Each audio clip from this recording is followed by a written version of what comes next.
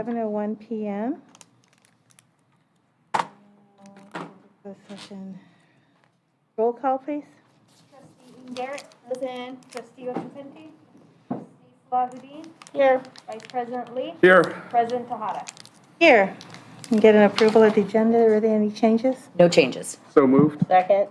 All in favor? Aye. Approval of the minutes? So moved. Second.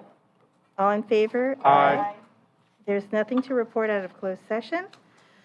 Communications? Well, we approved that. We approve it.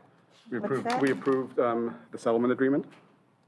Oh, yes. Case 220002. Okay, so to report out of closed session that we approved by a vote of 4-0, the settlement agreement, case number 22-002. And I have to remember that we do have someone translating, so I need to speak slower. Communications, board report, Ms. Garrett, Nothing to report tonight. Ms. Salahuddin, It's summer, nothing to report. Mr. Lee. Nope, just glad that we're on vacation. Okay, I have nothing to report as well. Ms. Presta, superintendent's report. Only one thing to report, and that is that there was a pride flag was stolen from Oceana this past week. I sent a message to the entire district to basically speak out against that and let the district know that the flag is now flying again. That's it for me. Thank you. Thank you. Do we have a report from AFT Local 1481? We do not. Okay, and a COVID-19 response update? We do not have a report tonight. Okay, so now on to our consent agenda items. Move to approve consent. Second. All in favor? Aye. Aye. Now we'll move on to, Did you want? oh, yes. So I would like to introduce our new vice principal for Westmore High School, Victor Zhao.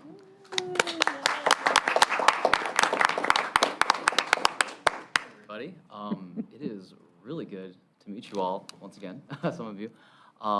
Thankful and very grateful for the opportunity to serve as a vice principal at Westmore High School. It is a humbling experience, and I hope that anybody who's out there is listening knows that I'm looking to make a new home at Westmore. I'm looking to stay there for a while. I'm looking to build some roots in the community, and so I'm very glad you've trusted me with this position, and I'm hoping I can live up to it. Thank you. Welcome. Welcome. Thank you. so much. We have any public comment? Nope. Okay, we have our action items. Human resources, So would you like to? I just have a question. I'm wondering if we could take all these items as one action, or do we have to go through each one individually? Let's see, I think it would be okay. Ms. Lujan, do you think that, On items A1 through 6 are all variable term waivers. Okay. So I can just present the 6 variable term waivers for your consideration and open it for any questions you may have. Right. okay, Move to approve all 6 of those items, so that's 14A, 1 through 6. Second. all in favor? Aye. And now for item 7, the job description for the credit recovery enrichment teacher. Thank you. But the item before you this evening is a new job description that we collaborated to create. It would create a position that supports students after school in support positions. So it might be credit recovery through Apex or enrichment. The creation of a job description will enable us to actually recruit for these openings. All right, Move to approve the credit recovery enrichment teacher job description. Second. all in favor? Aye. Now on to business services, exclusive collaboration agreement with Eden Housing, Inc. and Core Affordable Housing. Ms. Van Raphorst. Thank you. Good evening, President Tejada. Good evening, members of the board. As you may remember, in a previous meeting, you authorized the release of an RFP to solicit proposals from affordable housing developers to partner with us on our Ceremony Del Rey project. We received 3 really great proposals, and with help from Brookwood, there was an extensive selection process. I'm happy to recommend to you tonight, on behalf of the selection committee, that we enter into an exclusive collaboration agreement with the development team of Eden Housing and Core Affordable Housing. This agreement does not include any financial impact at this time, but allows us to start exploring all of the possibilities for the Ceremony development, like how many affordable units we might include, what level of affordability could be offered, and how we can set aside space for Head Start and for individuals with disabilities. So before we begin any discussion tonight, we do have representatives from Eden and Core to provide a brief presentation about their organizations. And I'll let you introduce yourself, please. Good evening. I'll speak slowly so Rich can join me. I'm Andrea Osgood, Senior Vice President of Real Estate Development for Eden Housing. Really thrilled to be here tonight with Rich and the rest of our team back here. I do think we have a PowerPoint that's going to come up, but I can speak without it. So we're just really thrilled to be here, really excited to be partnering with you. And this is a collaboration between 2 different companies. Eden Housing is a nonprofit. We're based in Hayward, and we've been in operation for 54 years. And Core, this will be, we've partnered with them before, and we're really excited about this partnership, and really brings a whole vertical integration from upfront development, which both of us do, but also Core has their own integrated GC arm, and we have our own property management and resident services arm. So really bring a whole breadth of skills for this kind of development. So we can go to the next slide. And the next slide. And I kind of talked about that, just that we're both developers, but with the general contractor on the Core side and the resident services and property management on our side. Next slide. So Eden, as I mentioned, is a nonprofit, affordable housing builder, owner, operator, and resident services provider. We got our start actually by a group of volunteers in their community that wanted to do something about fair housing and open housing, and worked on a bill that wasn't able to pass, but they said, forget it, we're just going to build housing that's open to everyone. And so they did that kind of like a Habitat for Humanity style, rolled up their sleeves and built 6 homes in Oakland, and really have never looked back. We still own the first multifamily property that we built in Hayward today, and we are statewide with over 150 properties. So next slide. This talks a little bit about our resident services. You can see here, we do all kinds of things at our properties to really help our residents thrive. So sometimes that's food donation and delivery. We have great activities for kids to keep them engaged after school and during the summer. We do a lot of outreach on National Night Out. We'll be having lots of parties all over our portfolio and definitely welcome visitors.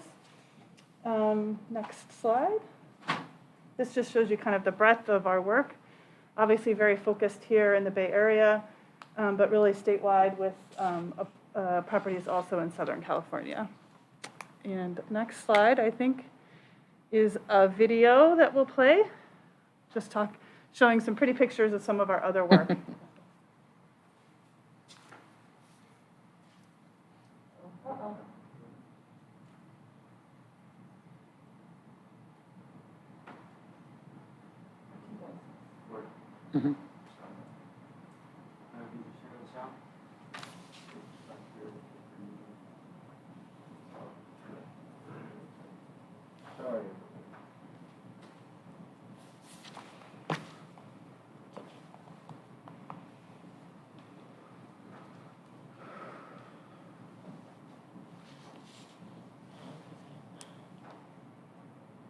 In our society, we're about a place that welcomes people from all walks of life, all economic backgrounds.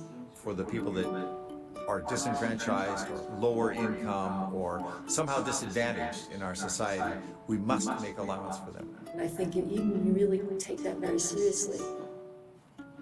home is the place that you go where you have real security, where you feel like you're safe, where you feel like you're surrounded by community and by people who support you. And so when we think about the homes that we build, we really try to think about how do we provide that for our residents. My first job after college was working for the city of Hayward. And Hayward was trying to encourage family housing because some elderly housing was being built and very little family housing was being built. The mayor at that time was Eileen Weinreich, who embraced the idea and worked closely with me to try to do that program. I've always been interested in housing, and affordable housing is obviously something that doesn't happen automatically. You've got to make it happen. Eileen suggested we consider contracting with a nonprofit. So I convinced some of my women for.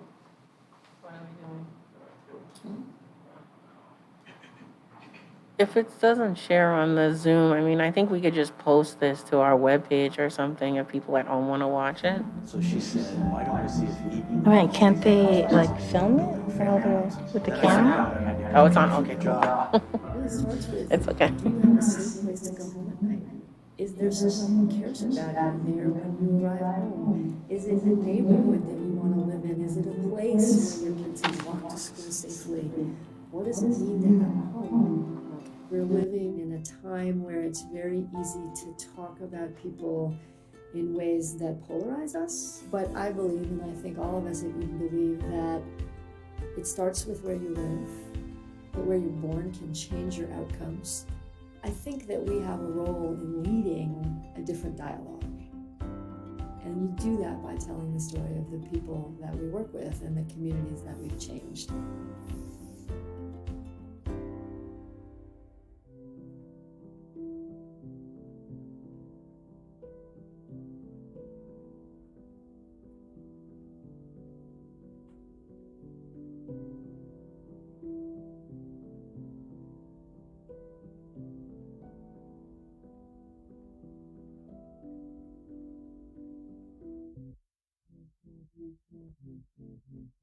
Those technical difficulties, just a couple more pictures there. Great.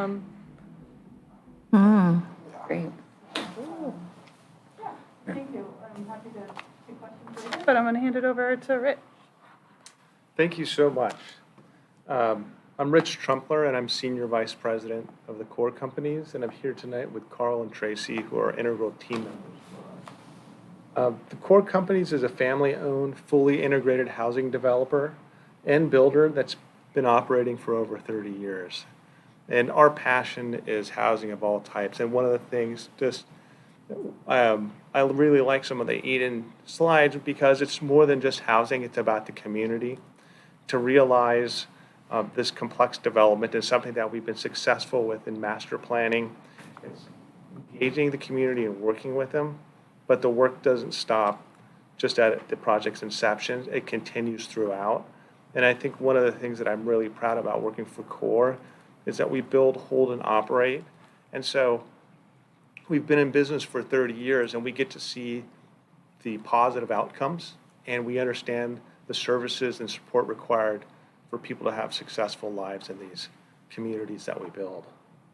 I think our approach and consistency has allowed us to gain that trust and allowed us to participate in complex entitlements. And I think that the outcomes have been win-wins when we look at it historically, and we really look at approaching it from that perspective. You know, how do we deliver housing? How does this become a community asset? With that, I think. Let me give another try. No problem. We have another video. We have Oh, another video. all right. Second time's a charm. Yeah, we can get it. Yay.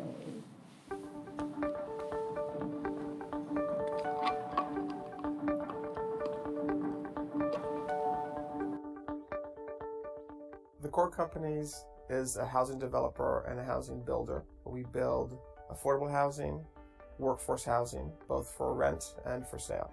Core is organized as 3 affiliates. We have Core Affordable, which is our division that develops and builds affordable rental housing. Core Builders is the general contractor that does construction for our own projects as well as third-party construction. And Core Residential where we do both rental and for sale housing for workforce families. CORE was founded by my father about 25 years ago.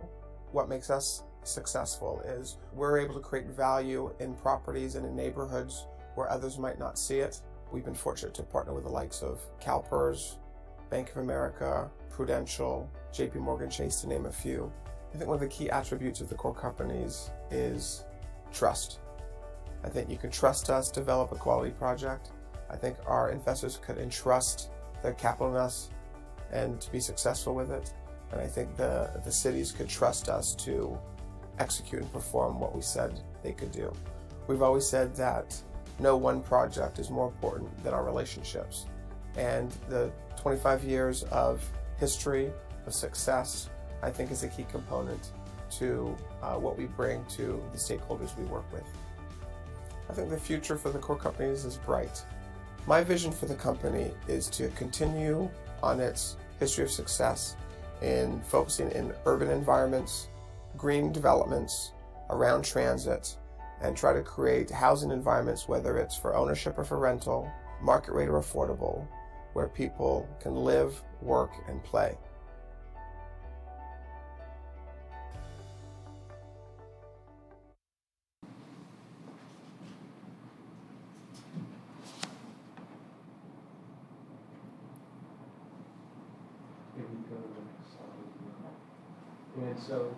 And then we could probably go to the next slide too. And first, I wanted to also thank you so much for the opportunity. We see it, we're very excited to be potentially engaged or be engaged and start working with Brookdale and becoming an integrated part of both the community and also the development team, and appreciate the opportunity. So with that, there is an exclusive collaboration agreement before the board tonight that, again, like I said, would just allow us to start working with Eden and CORE to plan the rest of the development, work with the city, go through all the steps. And there's no financial impact. Questions or comments? I'm excited about the partnership and where we're headed, and with just having had the chance to be part of the interview team a few weeks back, just really excited about what you bring to the table for us on this large project. Absolutely. Really, really excited.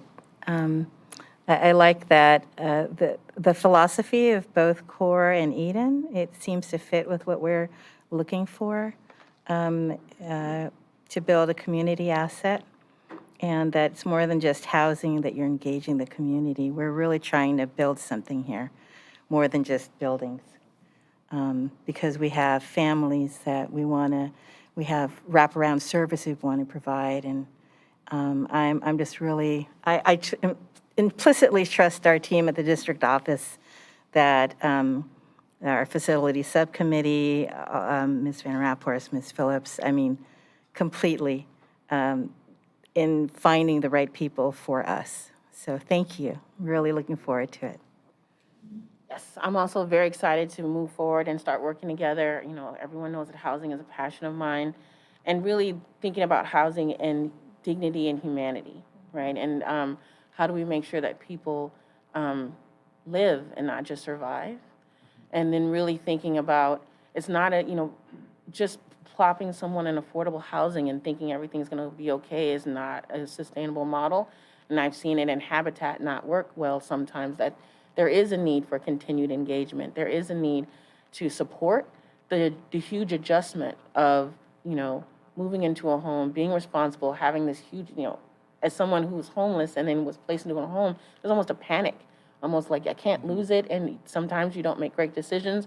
And it was really nice when I transitioned from being homeless into a house to have continued support, and to build that into this, to our housing in a way that we can have still maintain control, that it's all in one facility. Because I know cities have a hard time maintaining control of affordable housing units that are interspersed, and keeping track and making sure that the developers are doing and the property managers are doing exactly what they promised and intended to do.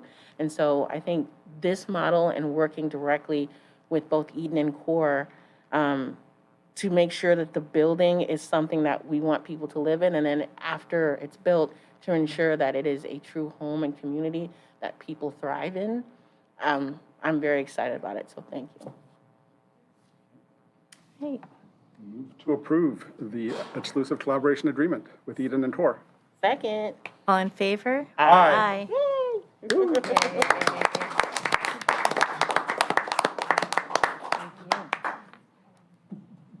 All right.